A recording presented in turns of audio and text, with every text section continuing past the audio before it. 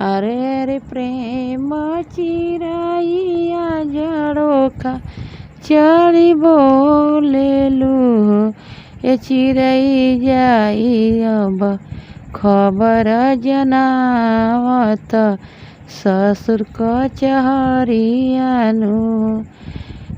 अरे अरे प्रेम चिराइया झरोखा चढ़ी बोलेलू ए चिड़ै जाई के खबर जनावत भसुर कचहरियानु।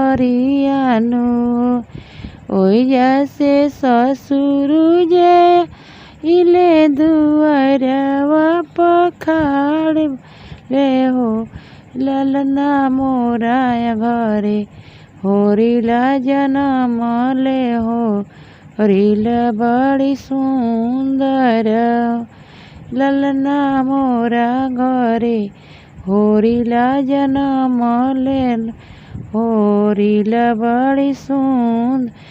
ओइजा से भसुर जे आइले दुआरवे पखाड़ भइले हो ललना मोरा घरे भइले नंदलाल हलिया उठे सोहर ललना मोरा घरे भइले नंदलाल हलिया उठे सोहर।